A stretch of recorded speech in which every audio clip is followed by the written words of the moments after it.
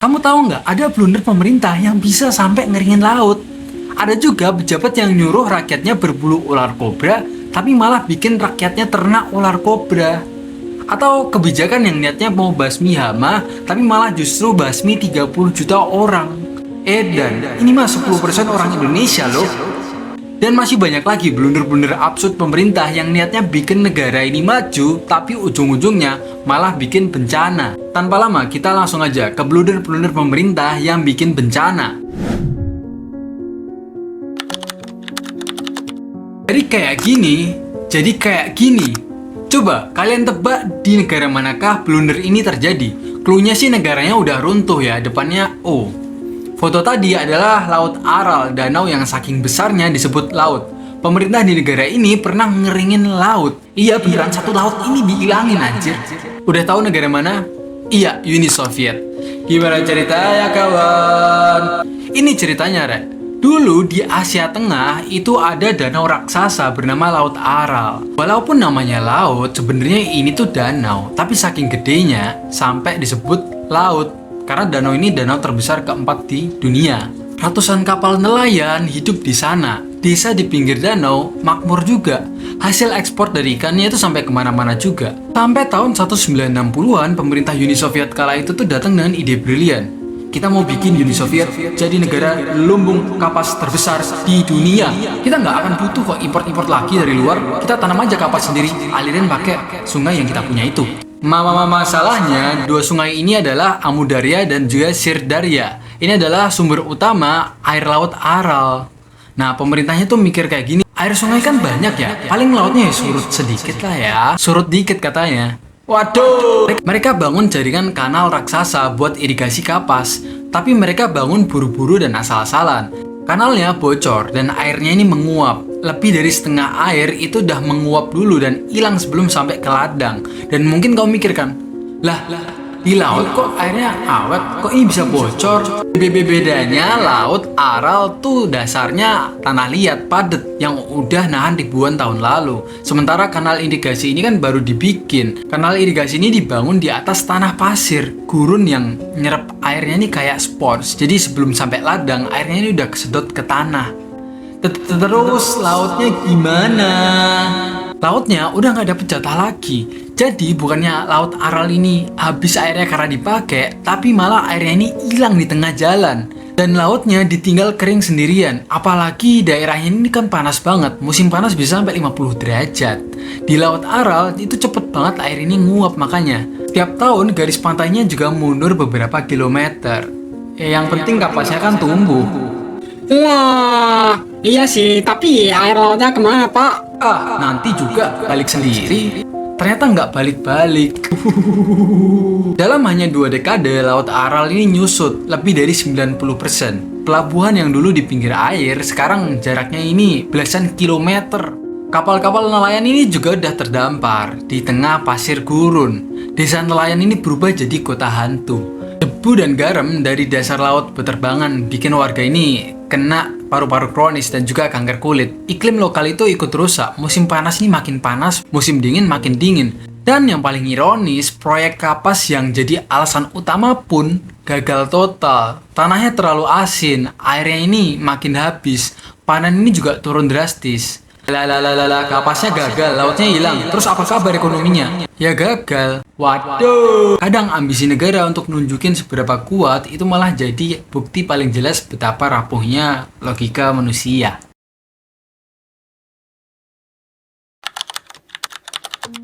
Coba negara manakah ini huruf depannya S dari Asia? Kalian masih ingat negara yang 2022 katanya bangkrut? Kalian tahu kenapa itu terjadi? Mungkin kamu taunya nepotisme karena semua keluarga klan Raja Paksa itu jadi pejabat. Udah tahu negara ini? Ya, Sri Lanka. Ini adalah salah satu blunder kebijakan yang bikin negaranya sampai nggak bisa bayar utang dan kekurangan makanan. Gimana ceritanya kawan? Awalnya negara ini tuh stabil, bahkan sempet jadi contoh pembangunan Asia. Sampai tahun 2021, pemerintah barunya ini atau Gotabaya Rajapaksa, presidennya, itu bikin keputusan yang di atas kertas ini brilian banget. Mulai sekarang, negara yang akan jadi negara pertama di dunia yang pertaniannya 100% organik, itu kita. Wih, kedengerannya sih keren banget ya. Ramah lingkungan, bebas racun, sehat-sehat semua. Tapi sayangnya, tanpa transisi, tanpa rencana cadangan, mereka langsung larang total impor pupuk kimia dan pestisida. Pemerintah yakin pertanian organik bakal bikin panen lebih sehat. Tapi dalam beberapa bulan aja, kenyataan 180 derajat dari apa yang dipinginin. Produksi padi ini turun 40%. Teh yang merupakan ekspor utama dari Sri Lanka itu turun 50%. Hal ini buat petani marah besar. Negara yang tadinya bisa swasembada pangan tiba-tiba harus impor dari luar negeri. Dan karena ekspor teh nyungsep, devisa negara ini juga turut hilang. Uang masuknya berkurang. Tetapi kebutuhan impor melonjak. Efek domino mulai jalan nih. Harga-harga naik, bahan bakar langka, listrik juga padam bergilir. Tapi pemerintahnya ngeyel. Sabar rakyatku. Ini tuh cuma fase awal, nanti juga panen lagi, sabar aja. Sabar piye Tondes? Warga mulai antri beras berjam-jam, sekolah tutup, toko-toko kosong, harga telur naik 200%, harga beras naik 300%, dan yang paling parah, cadangan devisa ini tinggal cukup untuk kebutuhan impor 1 minggu ke depan. Ekonomi makin rontok, inflasi nembus 70%, orang-orang bahkan nebus bahan bakar pakai dolar atau barter. Demonstrasi pecah di mana-mana, kantor presiden diserbu, istananya diambil alih oleh rakyat. Dan yang makin bikin parah itu waktu Covid. Kan pariwisata ini juga drop ya. Padahal pariwisata ini adalah sumber devisa utama dari Sri Lanka. Aduh, tiba-tiba nggak bisa dapat wisatawan lagi. Hotel kosong, pantai sepi, penerbangan ditutup. Padahal utang luar negeri mereka kan udah numpuk bertahun-tahun sebelumnya. Tiap bulan pemerintah harus bayar cicilan sampai miliaran dolar, tapi pendapatannya nol. Waduh, duit pemasukan nggak ada, tapi tagihan utang jalan terus. Cetak-cetak uang aja kali ya. Hasilnya malah nilai mata uangnya makin jeblok parah. Akhirnya ya udah negara ini resmi gagal bayar. Dan di tengah kekacauan itu, Presiden Gotabaya Rajapaksa itu kabur, naik pesawat militer dan ninggalin negaranya yang hancur total. Kebijakan yang niatnya mau nyelamatin bumi malah menghancurkan negaranya. Setelah semuanya terlanjur ambruk, pemerintah baru sadar akhirnya. Oke deh, kita balik lagi aja kali ya, pakai pupuk nggak apa-apa kali ya. Telat anjir.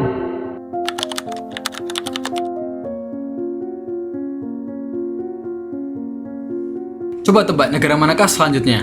Huruf depannya Z ada di Afrika. Kalian pasti tahu kalau uang negara ini itu udah nggak ada harganya. Bahkan 10 juta dolarnya itu cuma dapat 1 gelas susu. Tapi pernah nggak mikir, kenapa separah itu? Negara manakah itu? Ya, Zimbabwe. Ternyata hal ini semua berawal dari keputusan buat ngambil paksa tanah milik orang asing. Gimana ceritanya kawan? Ini ceritanya. Dulu negara ini adalah salah satu negara paling makmur di Afrika. Tanahnya tumbuh subur, hasil pertaniannya ini melimpah banget. Bahkan dijuluki lumbung pangan Afrika. Ekspor gandum dan tembakau itu sangat-sangat luar biasa. Ekonominya stabil dan industrinya berjalan. Tapi semuanya berubah waktu Presiden Robert Mugabe punya ide brilian.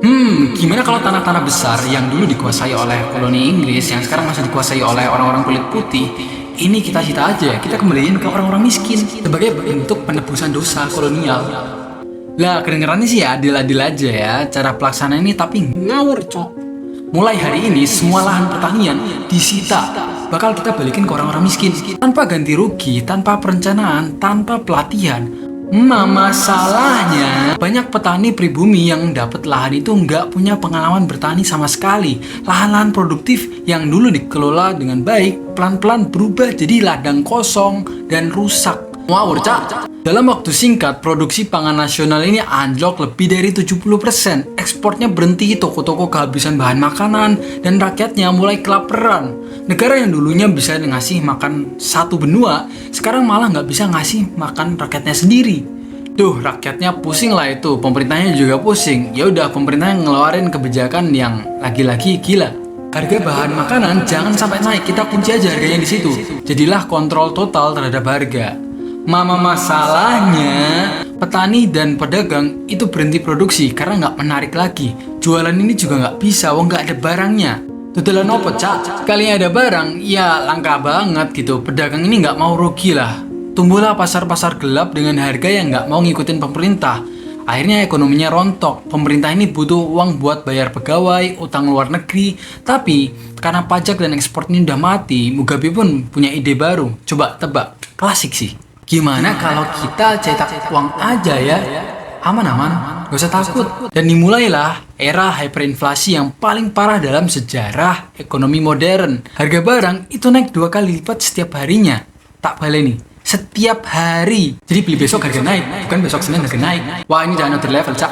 Akhirnya karena terlalu banyak cetak uang, 10 juta dolar di sana itu cuman bisa beli susu 1 gelas. Orang-orang yang pergi itu harus bawa uang 1 karung.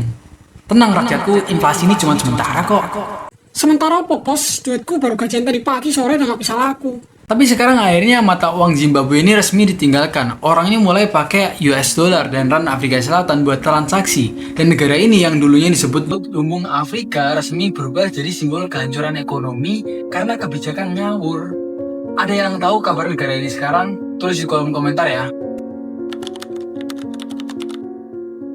Coba tebak, negara manakah ini? Huruf depannya I ada di Asia. Dulu, waktu negara ini masih dijajah Inggris, ada satu masalah yang bikin pemerintahnya geleng-geleng kepala. Apa itu? Itu adalah ular kobra. Ya, negara ini kebanjiran ular kobra karena masyarakatnya bisnis ular kobra ke koloni Inggris. Udah tahu? Ya, India. Gimana ceritanya kawan? Gini ceritanya, ular kobra itu muncul di mana-mana, di jalan, di rumah, di ladang, dan tiap tahun banyak orang mati digigit ular kobra. Pemerintah Inggris pusing mikirin gimana cara cepetnya mengatasi masalah ular kobra ini. Terus dia datang dengan kebijakan, oke rakyat-rakyat semua, siapa aja yang bisa bawa bangkai ular kobra bakal dapat hadiah dari koloni Inggris. Simple toh, buru ular kobra, bawa bangkainya, dapat uang. Awalnya kelihatan berhasil banget kan, orang-orang di sana nih semangat berburu ular kobra. Laporan ular mati ini juga meningkat dan populasi kobra pun menurun secara drastis, Rek. Tapi lama-lama pemerintah ini curiga. Kayaknya ada yang tidak beres nih. Tapi apa ya? Laporan ular kobra mati itu makin banyak, padahal katanya kemarin hampir habis. Lalalala, kok bisa? Ternyata orang-orang di India ini mulai ternak kobra. Iya, ternak kobra. Mereka pelihara di rumah, ditunggu sampai gede, terus dibunuh, terus dikasih ke koloni Inggris buat dapat hadiahnya. Begitu pemerintahnya sadar, mereka ini langsung berhentiin program hadiahnya ini. Nah, disinilah masalahnya datang. Semua peternak ini bingung. Lalalala, sekarang kobraku harus gimana ini nih? Harus aku apain ini? Ya udah, mereka lepasin aja kobra itu ke alam liar dan hasilnya populasi kobra ini malah meledak membanjiri India. Dan itu adalah peristiwa Cobra Effect. Niatnya mau ngilangin masalah, tapi malah bikin masalah baru. Tambah parah lagi. Please bantu like, comment, dan subscribe ya. Kita lihat seberapa jauh channel ini berkembang bersama dukungan kalian. Coba tebak, negara manakah ini? Pemerintahnya pernah blunder bikin kebijakan mau basmi hama, malah basmi 30 juta orang. Ini 10% orang Indonesia loh. Itulah kegagalan 4 Peace Campaign atau kampanye 4 hama. Udah tahu negara mana?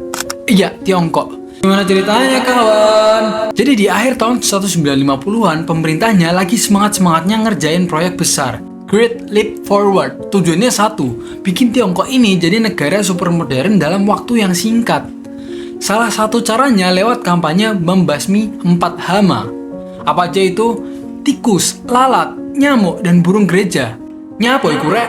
Nah, 4 hewan ini dianggap penyebar penyakit dan perusak pertanian. Makanya rakyat ini diperintah buat memusnahkan semuanya. Masalahnya, yang paling fatal ini ketika mereka membasmi burung gereja. Burung yang kecil, kelihatannya sih nggak berbahaya tak? Tapi mereka ini makanin bulir-bulir padi. Terus pemerintah mikir kan, kalau misalnya burungnya udah nggak ada, berarti panen akan melimpah dong.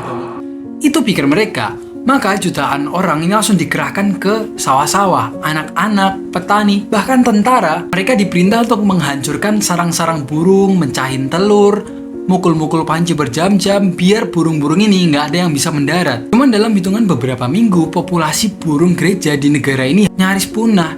Dan dari sinilah bencananya dimulai. Begitu burung-burung gereja ini lenyap, populasi belalang ini meningkat. Serangga pemakan tanaman ini juga meledak. Soalnya kan dulu dimakanin si burung. Saiki gak ono rek. Tanpa burung pemangsa, serangga-serangga itu bebas makan padi dan gandum sepuasnya. Ladang-ladang berubah jadi gurun dan daun kering. Hasil panen jatuh, stok makanan juga habis. Dan parahnya itu kejadian pas waktu yang salah banget. Kebijakan tanam rapat dan laporan palsu itu bikin situasi ini makin rusak. Tiongkok pun masuk ke kelaparan besar. Dalam 3 tahun aja, lebih dari 30 juta orang meninggal. Semua berawal dari kebijakan yang niatnya menyelamatkan hasil panen, membasmi hama, tapi malah membasmi 30 juta orang. Kadang niat baik, bre, itu tuh nggak cukup. Butuh logika juga, biar niat baik ini nggak ngebakar semuanya. Sejarah itu punya polanya, sejarah itu berulang. Kadang-kadang yang bahaya itu bukan hama, ular, ataupun apapun yang kita pikir berbahaya. Tapi yang bahaya adalah orang yang ngerasa paling tahu segalanya. Kalau keputusan kecil aja bisa bikin laut kering, bayangin aja apa yang bisa dilakuin satu kesombongan manusia. Kadang bukan niat yang salah, tapi ego yang nggak mau dengar kata orang lain. Jadi atur lagi egonya, lebih mawas diri. Kalau menurut kalian, pembelajaran apa yang dapat dari cerita-cerita tadi? Terima kasih. Please bantu like, comment, dan subscribe. Kita lihat seberapa jauh channel ini berkembang dengan dukungan kalian. Terima kasih.